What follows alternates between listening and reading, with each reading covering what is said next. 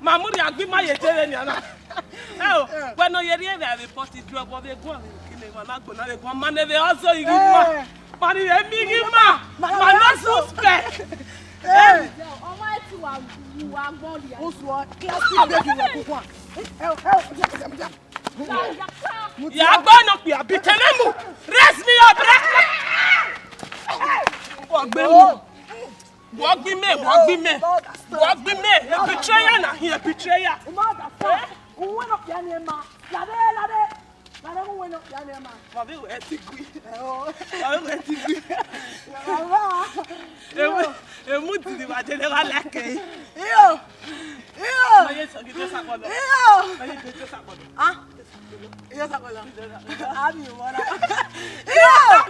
Yes, name and Roba will be there. Where is okay. Classic babe.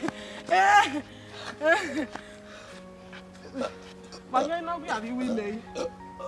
In my one, huh? In my one, I'll go away. Anyone, you? I am going. Okay, I'm let's tell me when. Hey, yes, I will. Listen, dear man. You are mad with you. I'm going to like you. But I'll kill you. You know, see you. Yeah, but Tari, one me or one me this. When you cannot be having your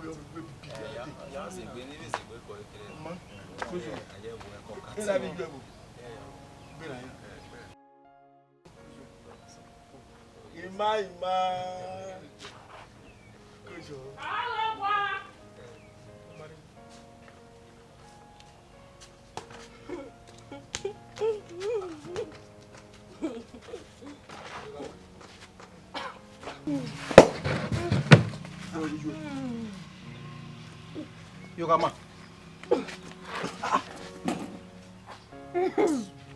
Go from here. Yogama. Go where?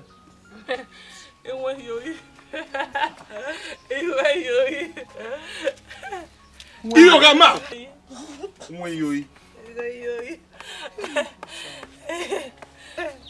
Yogama. Go Wanakina. We go out of the again. Daniel says, you want Gabi, you are. Where come on, we are there. Looky, my maid. Yogama.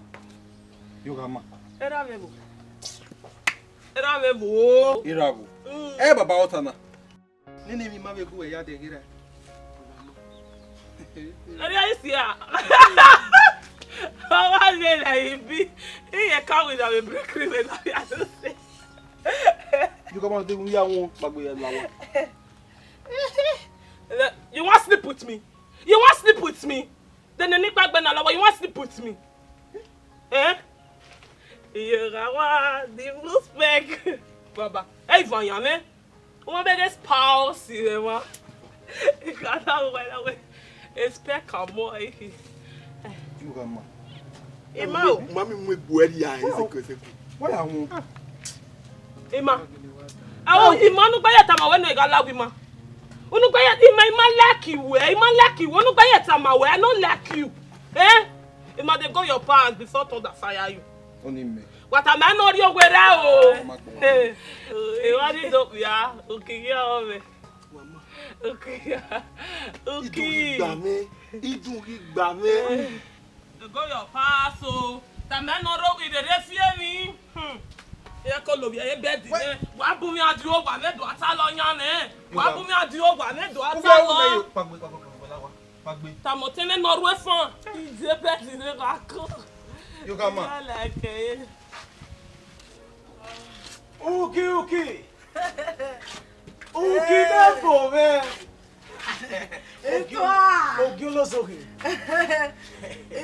What time? You walk your loso. Yeah, la terre, c'est le type foulé que vient voir. Don't not time. I'm on go go. Oh, go back. Who da even when you keep ọmọ me bo no why go dad. Why dem matter? To my dad. Ọmọ me bo. Shaka baby. Umo se gbe. Ose na mi we e dey hear ya kama we.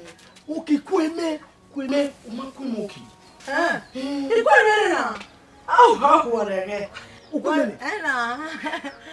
Whatever. Okay, I don't know now. Whatever. Do we na ila wa. Owa fie me. Na to be me dey get to. Where they get? I dey get people anyhow. You get me, I get you. Yeah, go.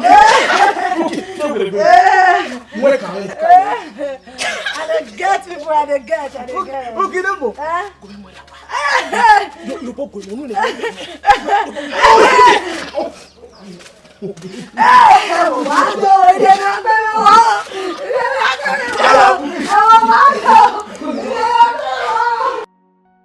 Ima. Oh, Ima no buy tama we no igala wi ma. Unu buy Ima like you, Ima like you. Unu buy tama we, I don't like you. Eh? Ima dey go your pants before thunder fire you.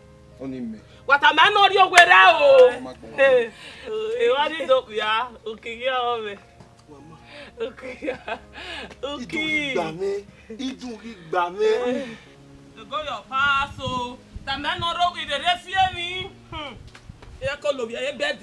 What boom ya do over me do atalo yan What boom ya do over me do atalo. Tamotene Norway fan. Is the best in the rock. You come on. I like it. Emi yo come wo e mu kere ade. Opo ni ke so wo ni si yo wa ma e. Iwo ma no ma ni na enwu ni me. E kwa go wa bo. Ha. Yo come ma mo gbaro no me te bo na le wo na. O wa won yo lele ya kian. Unyi mo go keke wa do mo me o mu na. Ha. We na tie law. Also we na gwan pra. Right we na tie law. We ga gwan yo na. We go and we on me ni yo ma. Eh? Okay, to we on me ni yo ma. Why I go me gwan yo na. Yet see you ga ma. Oh, who you name ni ya fi we. Now try to change anyway what na pra. So that you go message if you go here. O dan yo no, e mu ni me. E na on say, when I came your dan yo. Abi your pass one dan yo e wona. La e tell you me. O bo ti ko ni mo se re wo na, no fe gba lo pa bugo. No ma se yo go ma ore. O do mu mi yo go mo do mu o. We ni ta lo pa lo me o tell me. My. Ija, you know what happened now. Emi yo go ma na. Okay, star. The book yan we yan be. Di una da no mu woki, una wa pa yo wa una wa anwan, una won hozuo. Una wa wanyo una mu ya ri agboa, una do bil color adio wana. Okay, o ru we kwe ye gba. Wori we. Why wa pa yo wa ro we sister ide o. Wa po wa bu yo gama. Why wa lo he wokian. Anyo iwa o ibe so na won na okay wa ma mi no na do ma ma we de ki no ke de me Star ye de kui. Ora yan ni. Kere we ni wa ri e gba ya kan ona wa yo we. Ime ke no la me ere.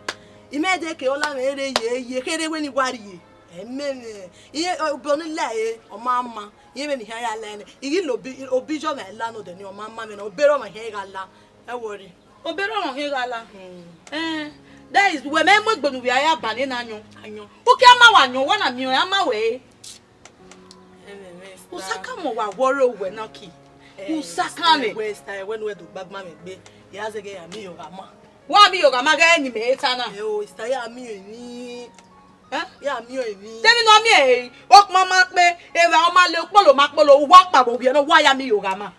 Style what ya re ya le. Ya ze ge ya mi yorama. Are pon. Costa. Uki.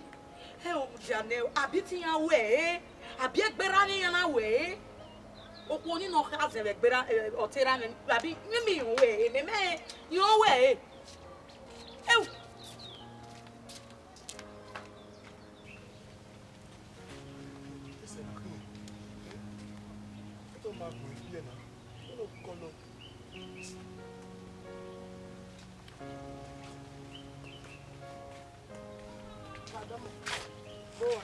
Wow. Walking.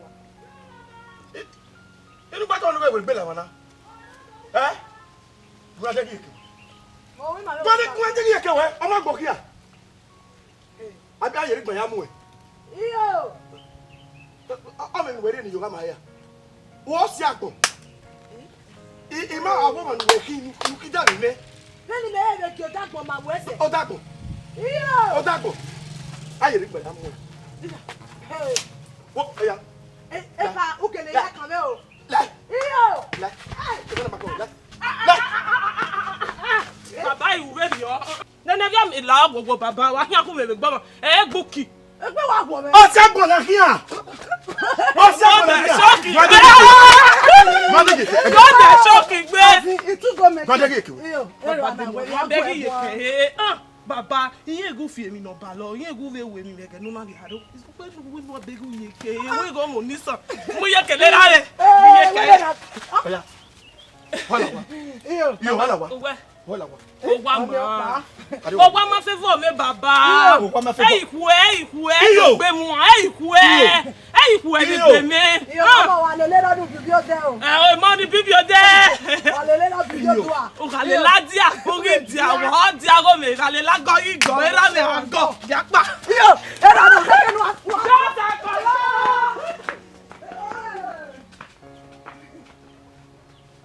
How? Iyo wa nakina. Itu igba men you are dying only little.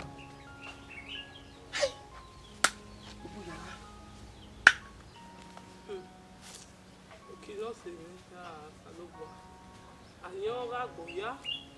Aboda yo mi won anyo ede aye le gbe yan yare ni yan ya. O boda mi. Imere mo no. Salo fe. Be wa ti na to pe me gba ri chemist. Ya wa se wi gba do body pain. Ya wa won gba do zigele lo bi ye ri re aye. Egbe ya ba lo. Usa me do bi me so. Igi so, igi ge da me to ta. Eye mi ma bu we imani agbe gan yo be le tin ese unu gba eta mo wono ilawe mo ilivi o kwa yan bo iya bo no de imere won be gbe yan le won be gbe afa yo na o ki wo sunu meke wa gan si ona ma we pe mi we gbete mi agagun le na gbete happy mene imeke te agbe mu eso de ne wo sunu we no sunu Bime wa after my ise be ni. No okay me we ari o. Ya wa do be itwa.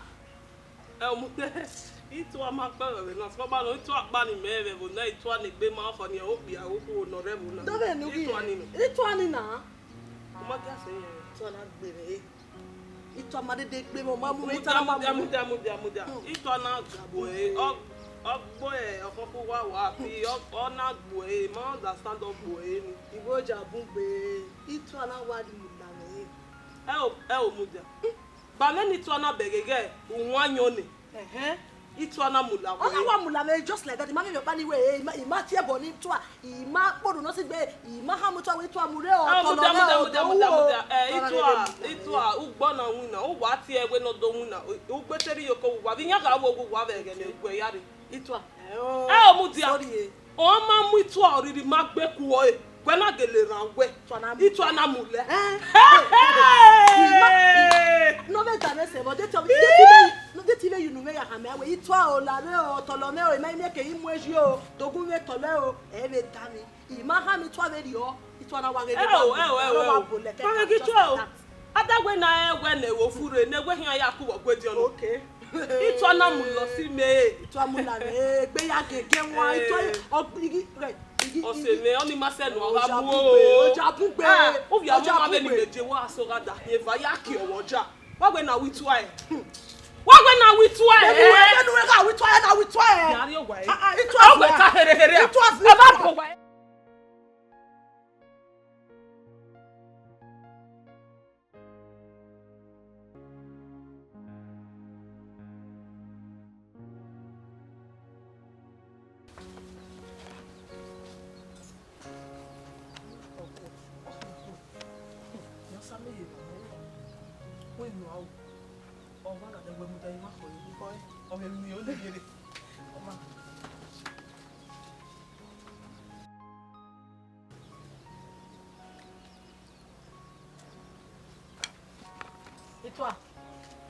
Kinebo.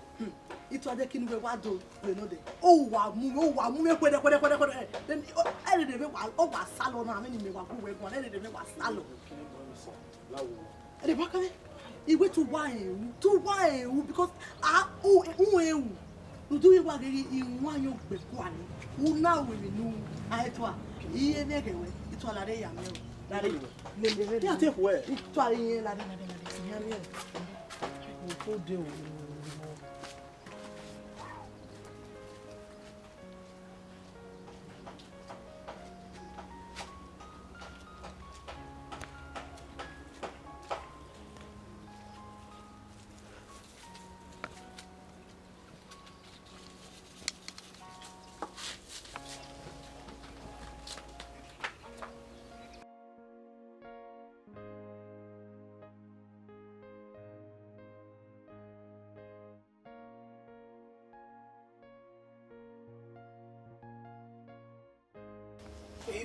Imaye o bo kuma ka ko ne. Kuma ka ko ne.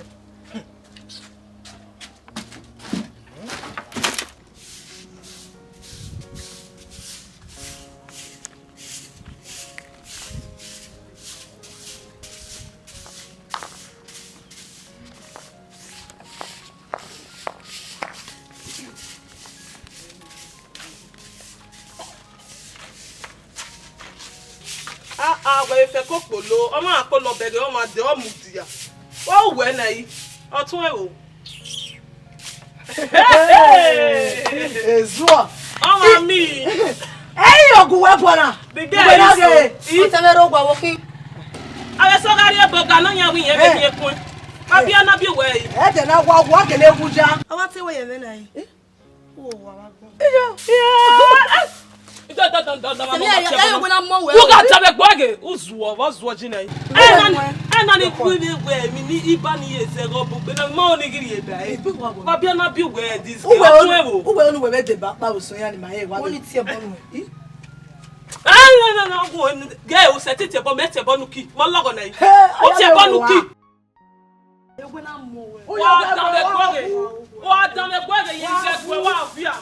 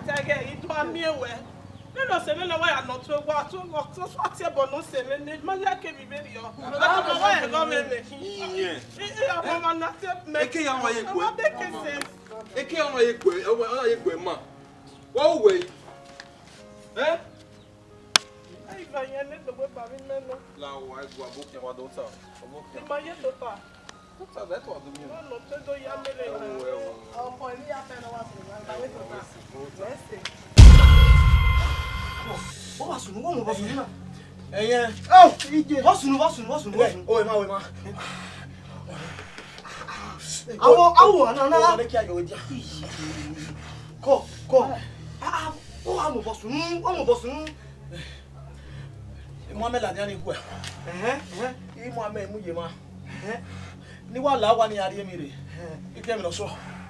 We. Odi. Ike la wa ni ade mi de. Ma no sen ye jo wa me o. Hey, we odun. Obana. Ima no sen ye. Enye. Oh, don't ba no le magbera. Awo kinebo ja. Kinebo ba le magbera. O le ma gbo yi. Ma yo ni ka won yo sen ye yo. We. Wo le ma lagbera wo yi. Ona ti me. Awo magbera ko ni ma ya gbo. Na lele. Owe. Na le lukinebo. We na me. Wu le le ni wo yi ka wo se ba ni. Wo si yen ba ni abi tu My boy, I'm not the liberty to go away. One music, not where we walk with do. And you know, they were Utawe Ukinebo Semana. Uki Sema. When I wear Uki, there, you, Okokia. Yeah, Okokia, maybe you to who you want to look up. Only them I wear your dozen, you mammy. Madame, you know, so man, you say, you mammy. I said, yeah, Oh, my Wessy, when we say, oh, my, Osemonima, Wessy, may while you wear you near. Kia cooking nebo, here and where Omania Becker. We only said, you want me out, but here only said, Bros. Where's your good? Bros, say what? Bros, in your way.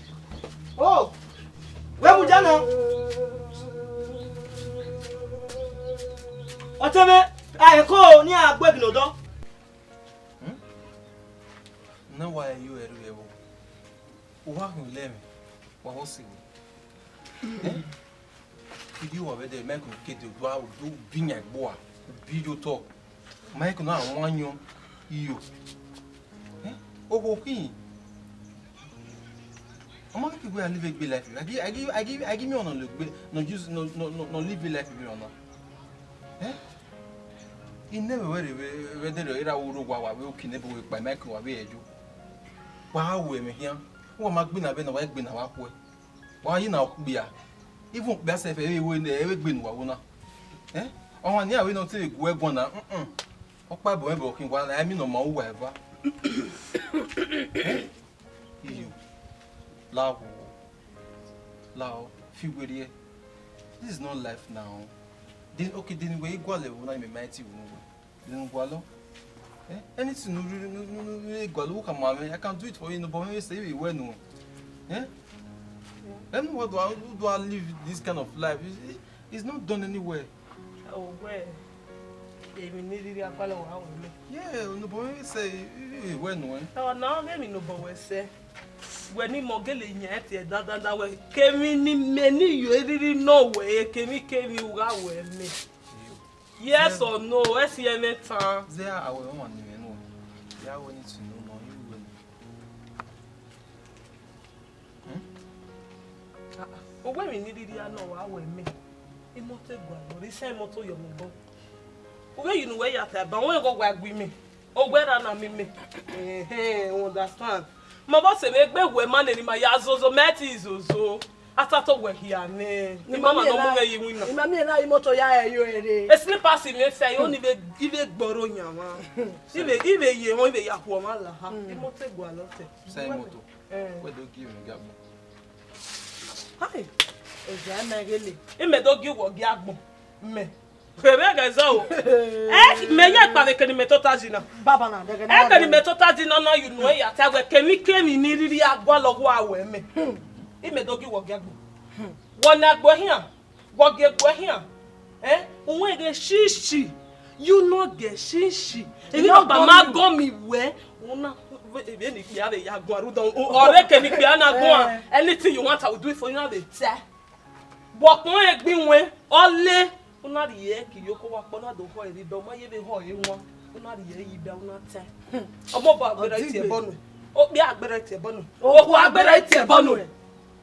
Biagi si ju egbe mu na gbo hian ge ma mu di aye o ta mi ma we iye kedori tan shi bo e gwe ma hin no na ni ma wu ogbe better dey say ma me ma yan le bu we imagine school ti e bo me nu me gba lo mi si papa na ima e de gbe da me gbe la wi ma ima ni de gbe mi e we bo gbe la e ra mo gba ibo wo ye ta gbe ele fo Wa he yo here mo. E de gbe la gbe rane. O adobo mi egera mo do mi otie mo do mi. E mi yan roparapa wa mi egbe wo ha. Oni do tamawe. Ruda utabagi ma erigbina eriwe nopa erikokpia eriwe nopa eri setepa iyo me mo go si Ju je mi o. Lo de ni ola. Iko bo na adobo mi o ma mi ewo na. Abi bi ki ko ni do agbe wa kire wi mana. Mo pa wo ni. Igbe gwa lo aso go ha. Amoto you want ha. Sister, tell me chonshin. Aha. Tell me chonshin. Emi kere kere mo wo. Emi kere kere imo Awusa. le problem. Awusa hi adeyeze etikwe. Ima ni ma le wa le problem. Ima. Se eti magwalo. Magwalo na. Mo bo we ade ogwa. Oja. Mo we bo we ade ogwa ti e bo. Otwe karo mi magbota ro ni maglo we ba. Una aba we ya go to we gwa ba we. Baba go fi emi. Baba enyenyenye. Oro ma. Ugwe na adona do robi ma be. O mete adult we bo gwa. We no we yo gba mu de. Mo Na be ma le wona. Eke no o hian na te so amu. Ogbetin ya te le gbe nu gbe le gu megun. Owi me. Ogugbe o ma gbo. Ina eme flock together. We no ga. Hey! Owa nu gbe gogo no ma ri ade. Wo se le gbi me. Adega ma ga we wona. Uta ga me bale no go kobo. Aga me wona. Nyo yi me hin spec. O ma e. Nyo di spec ibe ayo ni me na i spec. Can you man yeti gweda mi go wa. Without me. You know this thing. I she want to Ima mi e ya mi go twingo. Hey. O ta ma we ba we gbe la we. De gbe la ba. We gbe la and we bu mi ade. Do ta ma we eri o ma pa wo mi ade. Iri we ya straight. Iri ya we fi. Iyo bi ma wan. Ime le me go we aje ipa se ni. Wa bi ye ke ko. De gbe dan me gbo e. Iyo. Hey! Ukinebo! Ata ma me wuro kwa. Hey! Ije. Ukinebo! We boy, Ladia. Ya kele ke no kwa yu e. Ukinebo, o ama mu e. How? Ije. Itu abokin ibo sunu. Hey! Ukinebo. Wa goji bokin igun. Ukinebo we ibo sunu wa goji bokin. Ukinebo. Bo. Wegwan. Yeah. Ememe na here. Ukinebo wa si ju egbe. Ebo na ari efo na ememe na ina. Kiye kebi no ya gwegbe. O e wa to meri ye te ya Mose. Ade abi to Kinebo be me no we. Kinebo o na do ba me me.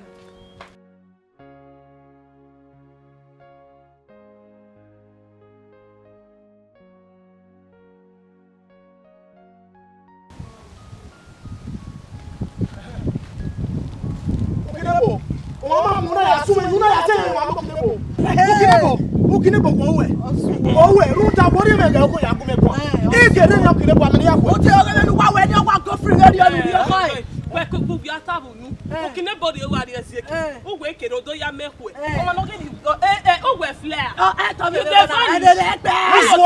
There you be Jesus. Wa plan ya. O wa plan ya bi. O wa ma ta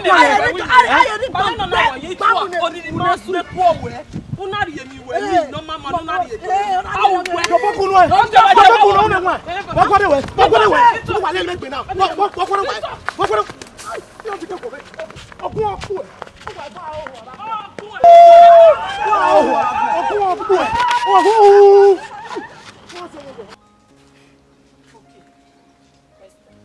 Bosu no da wa le ito. Di una no mo wa bi to so le ni to aya kiare ba. Egbe ya ye piri me mi mo ya wo. Ore osu eniwe ni na me ma get akwa wu no de gbe pa. Wo isu nu wa mi eki. Itwa. What can we can try? Ma can we can we ma can re magba. Re magba ni a. Re magba. Ma can we can try. Uki iyo boya se kanu e. Uki iyo boya se kanu e. Ru enwa yu woki. Ye aga eni o no. Ogeni ono uki. Umienya ya wa oya. Ya wa kina be na ya kina na wa vana degbe na degbe no wa gbe awa ya vana. Iwo ma ka me ketua. Itu amwele le omu ne we dajine. Wo ka me ken. Ah, o ma ka me ketua o. La ra ifano nya me degbe. Wo ya de na yi. Me na kina degbe go mi do ya fe ken igba. E ken igba wo ya. Iwo ma ka me ketua. Ima kodu no su gbe o ma ka me ken. Megoyogore. Megoyogoroki. Uki megoyogore. Ye, iga oroki, iga ore egbewe ye. Uki. Ukwa mbena. Come, just remember. When you love what?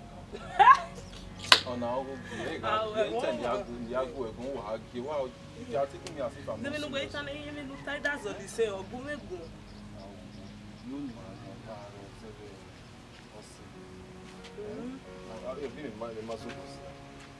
the problem?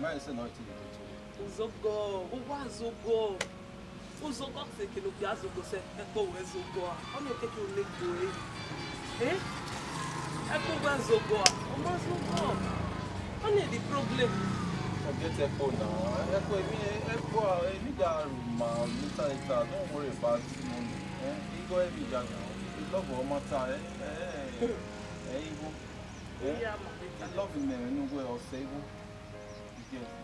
We need to go. Don't feel like, boy, man, nowhere. I go very big. A matter on the dig, but when we know our real no, you're me and also. Tinyeme nuta vatiere iyo gama emi iyo agama na mi na gbazwe iyo we na mekelek emi nu gweta na yiyo iyo we ka ama no ke mugunmi ade omo na so kale me go ki ase gbe o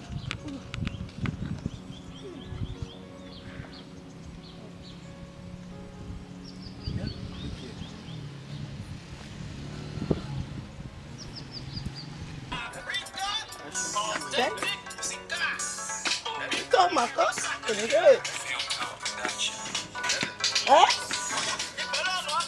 it's okay.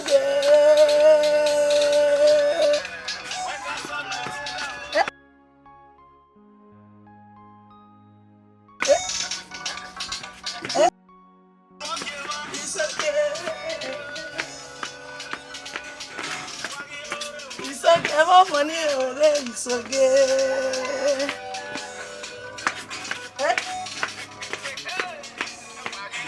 It's okay, more money, it's okay. Uki.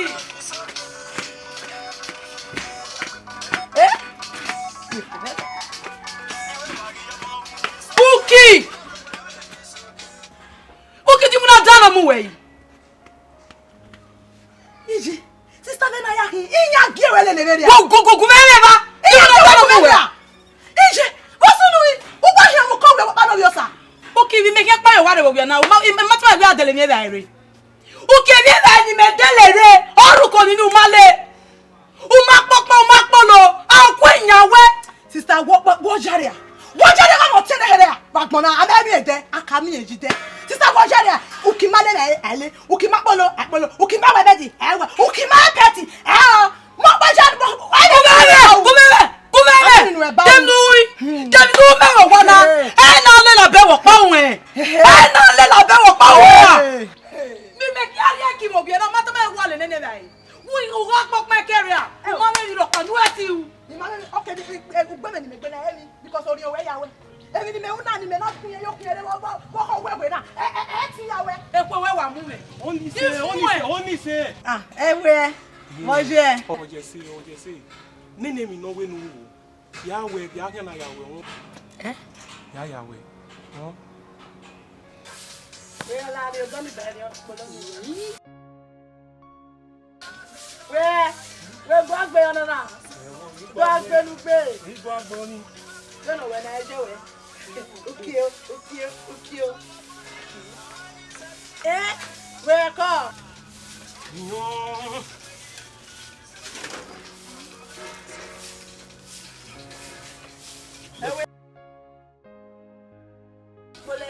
Mari kuni no de bani. Okay. Mari oni be. Ǹjẹ́ Eh ya gbo me wa.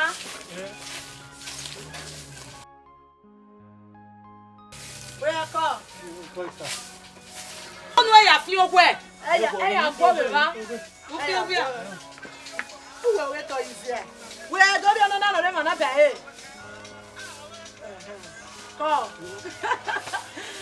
Oh, wa kana wa gayo. Agayo. Le mayo mi yeso le payo wale. Ti me ma wale mi ami ona. Ma we to do le le yo do gun ewe ni. Eh, where come? Where se kokoyera, se kokoyera. Mo le wo da o kere se kokoyera.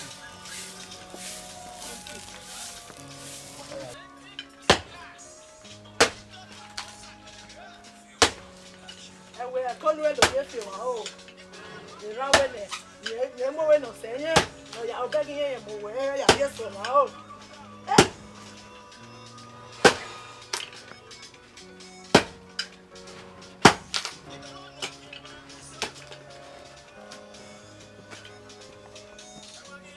Isoge ma money ore isoge.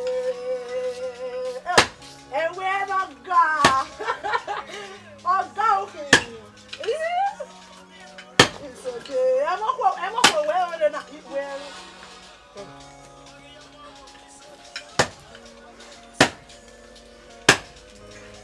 And we are trouble.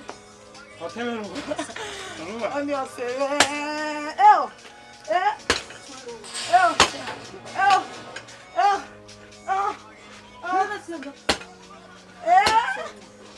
we no ga. Boy, I see. I must see red.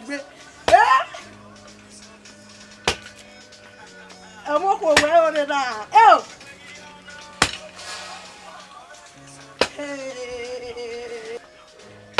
Wow, well, go to pull it now.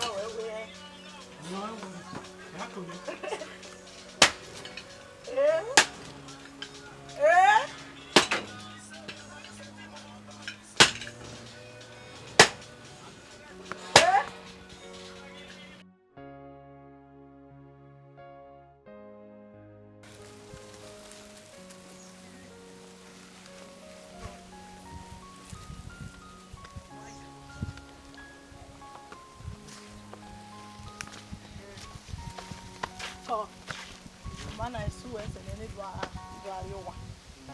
Okay, video. oh.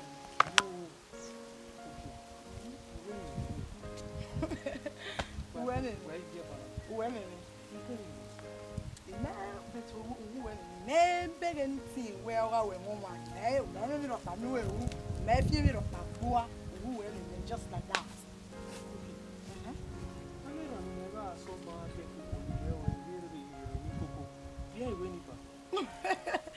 Ani wete ni awe mama uwa oluwa we cause all we yin we na we ni any metal we go we me go where you go ni mete e oni awe mama money for her back for ground o my brother also na money matter dey talk so my ali na ni we ba e ma keku we igo aro ma keke ni we ni money dey wetin dey put that one you not suppose make you do am e igo aro go on so igo aro na uku me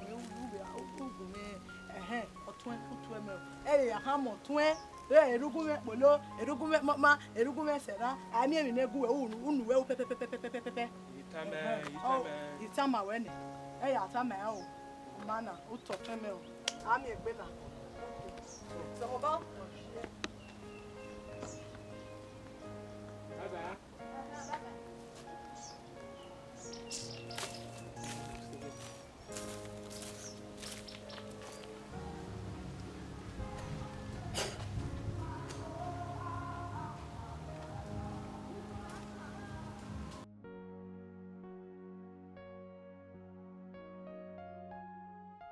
Ewe no pe a. Ewe no jojo. Iwo ni kapo bono ele. Ewe no pe a. O pe a wo. O mo mi kine bo no ya lega. Wa ipa mo gbe wa we. Wa ri wo kine bo. Ugwo egbin, ugwo seran, ugwo epolo. Iwo ni shock ibe. O kine bo ni be ni. We ni. O shock iwe. Oni o kine bo. O shock iwe. Iwa se to dan ko we. Ihe ame huwe. Ma le je wa settle na ki na get la o kire bo ju e E mo ta we ta mi.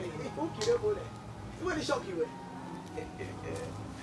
oh o kire bo le ma we no da o ihu e lo kire bo ogwe lo lega ija ma we no da iwe ni ha mo egwe ihu e ni E mo ta we ta mi. e mo ta wa ta ma we e ge e ba wo digbe e yari ogun nu gbe gbo a iwe ni ha ma we pato ewe no mo ewe no yoyo o hey ewe iwe ile kinebo ila ile Wu kinebo. eje Isi. Itwa. Kinebo. Ewo. Bina ye na so ni me mana ye na. Isi. Ewo. Ona e wata.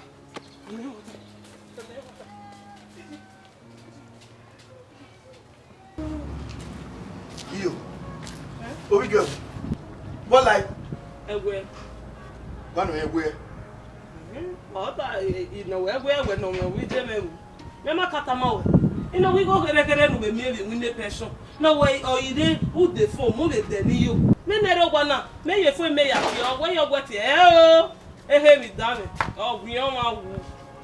olowe igwa ni wo wi yo we me wa fo mu we Eri me ide wa fo mu we me. ya le la bewo Ni na te mata na ri o wa fo bo mu mu me. o pa wa fa Oma hian ze pe na ni wina no gwam hian te ye we wina we ya wina we ze mi so. Me le won le wa di me wa agree.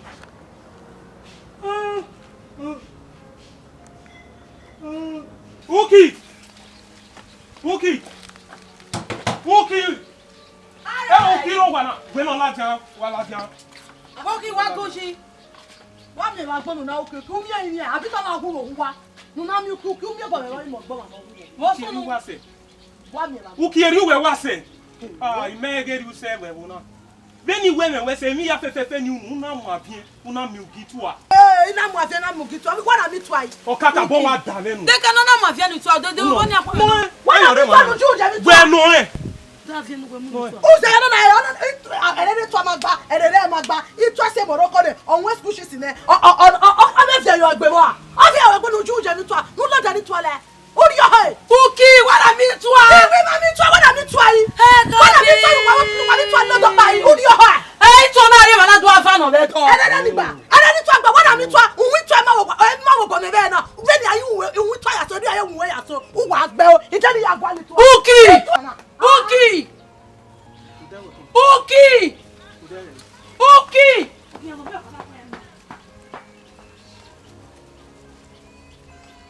Ọ̀kadà bọ́ wa dà lẹ́nu.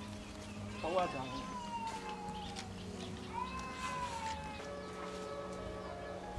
Itwa! La nu do yu we ya se fe yo. La nu do yu we ya se fe. okine bo mosun Itwa! Bosun. The nu ya come we. Why are you nu we ya no he me? Do nu we nu ya di ho dem he. no we come here What a me? U me nu we ya kele ya.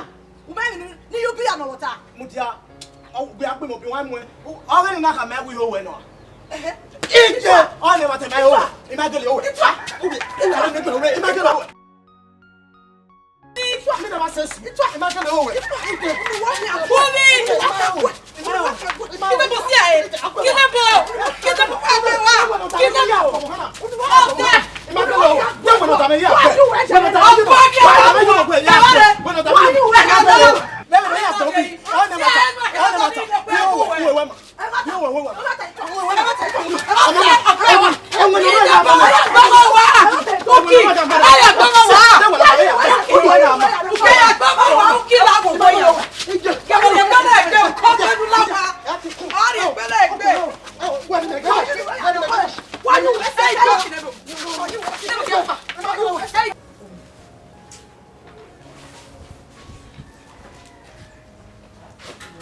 Obi akede.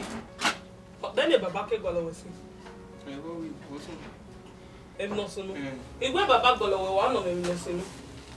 La ime mi obi. Yi. Owo wa hori odo. Ege me ge zo.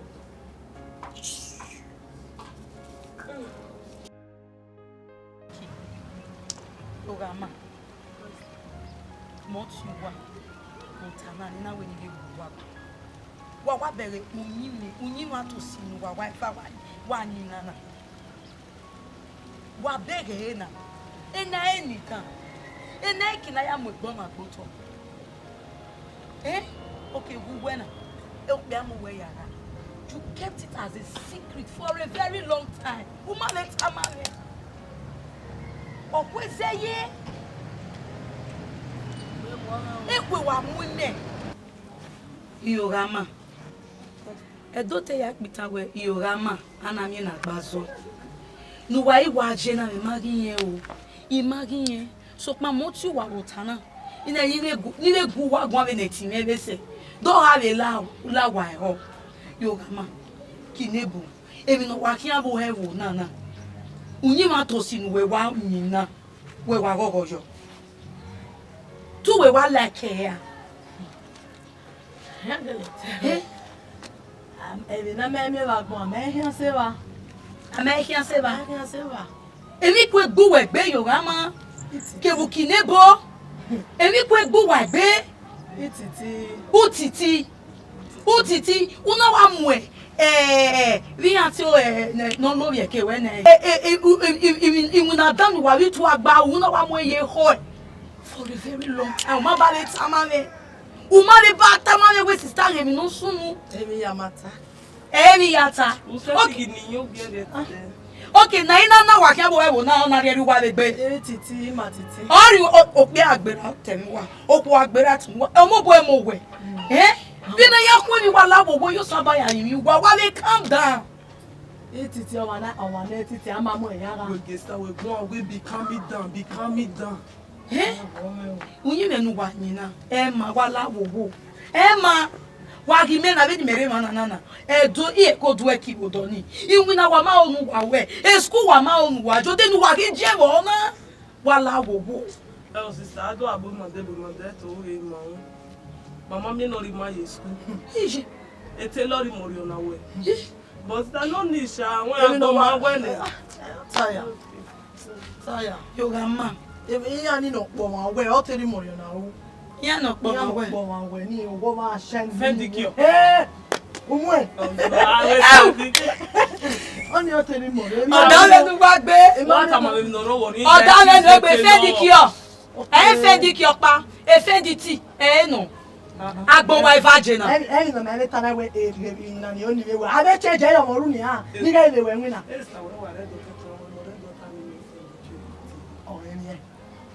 Boy.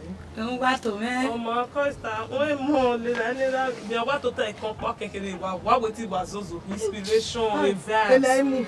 Erere me wa de o ke mu wa. Ya hihin igu. E manage me ije. Oda me nu egbe. Ele we na. So don't be tama me later. Ma bebe Tawa. Le mi agbo egbe. yo la de o se me yo vie.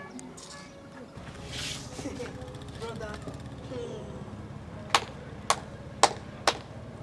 Men no sunu we wo do. Ikata mo we ga o se we ga yo ga ma keke me. Uki. Ni e vani o ma jaji. Emi me o e o me fun. Awe ge bi ya te uki. Bo se yo ga ma. Ona ya lo bi ke itua. Emi meta kede na. Then you know what by in a fefe, oh, be our quarter. And I don't know where because here who may own. Then you have Bakuse, but only when we are tired. You know, you met on our way while yoga manila one. All we are little be a woman, all love your lily here. Yeah, I see girl do you ama when not when I need and don't make like you ama. Wa mu oria Iyorama ya lo be kini ne to O se no mo pa yan fa e ga o se o ko yo ya lo be ke to den yan fa ni e ma ke ni ma no no ata mo temi apo me o ge bi me o ta me uki ga ya lo be ki to a e to o kan Iyorama o kan me ne yi ma we eni yan fa ku se la mu no ya ku ebu e no se e ga ya gbo lo wo ma mo ge re The men them the Sunday brother now. What a way, Yogama, Teme, Ukinebo, Amo. I bet you Yogama has no Teme. The man understand. Brother, they can't love one. Brother!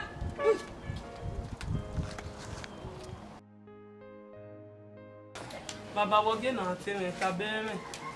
You. Not you. No, that. Unilewe. Oi, cara. O roteiro. O obuya. O que nem o wari pra ver. Agora, o iye. Watu yo ko na ima. Ogile wo re sayo. Ona si eno na re bugbe. Odege we mo yin we ji e. O ma be kayo o yare. Iyo gbe koko to nu le ma. Gbe koko to nu le ma. E ko egbe me ogi mu me ni dun ya ni ya go ya ge o, ya ge ri o, ya kian, ya ya. Yo la o. La o. Wa le ma, e mi ya mi fi mo die. Wa we ge ri o gi yo mo mo. Iti weba bi koko to ọtún yo pia oku wekin no la owo e ki mu me ogbe o iyo ma o avan iyo ma o iyo la owo bi koko to no le ma oku pia si no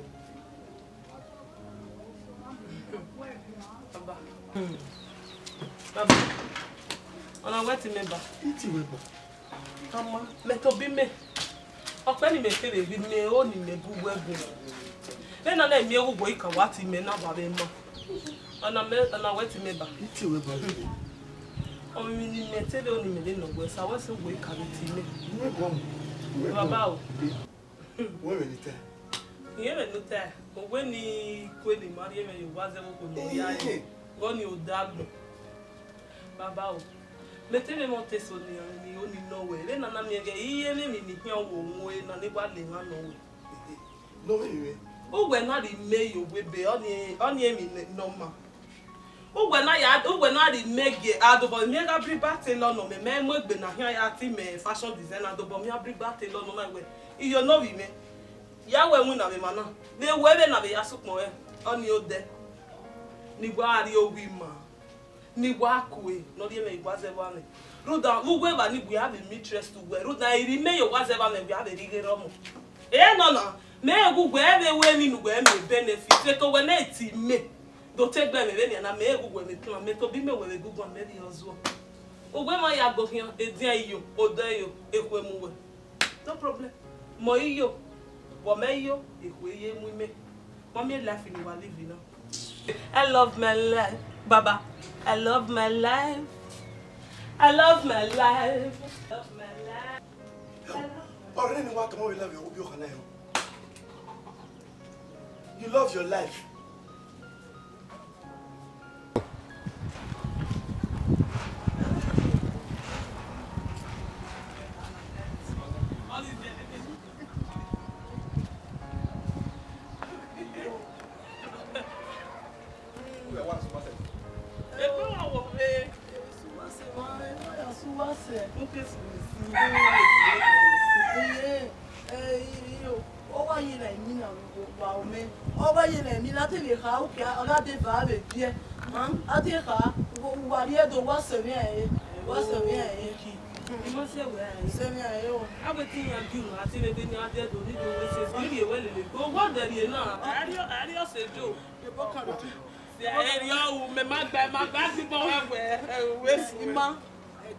Ekinu dona magbuse egwe una ye morion yari iyo yo mo body magbuse egwe magbuse egwe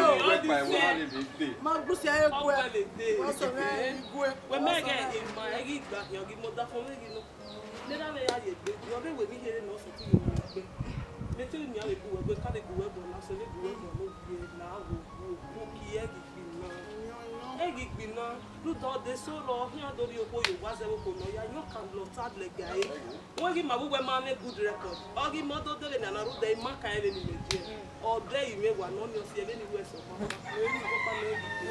me mi odo me mi ama we no mami ama we no re ri e won do gba de we bogidi e weri e wenu we mi o ge do ka be gogo ma ku se egwe o ve tete me ebu kigi love ya ma gba gba o me o Eso. ge se pe o ya ti e wo ka mo ya le ju e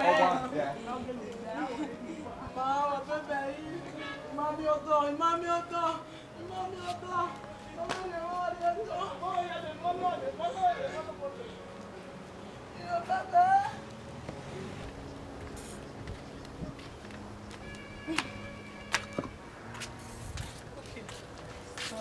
oh yeah yes sir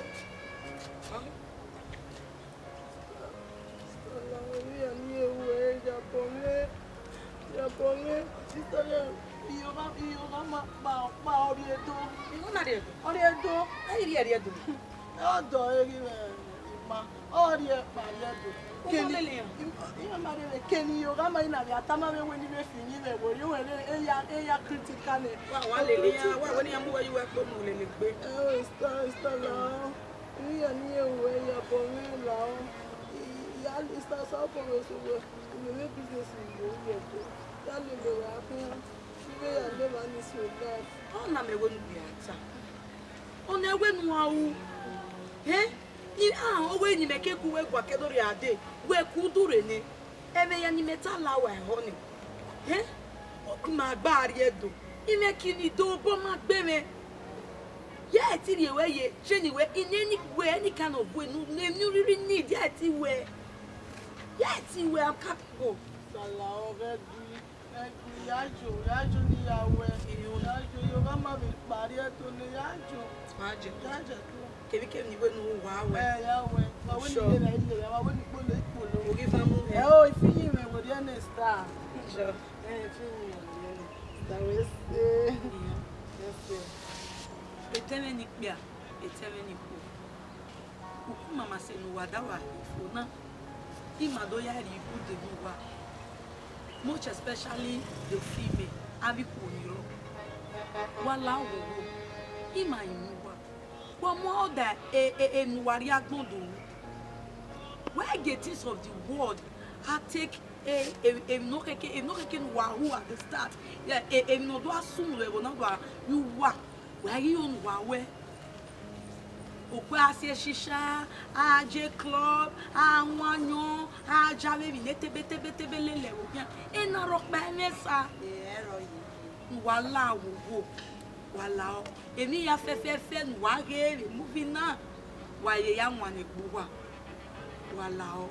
Ena ya ire do tamuwa. Wala o. Ba emi ya subscribe to our YouTube channel OWEN Art TV. Wala wo. Usalubwa all day by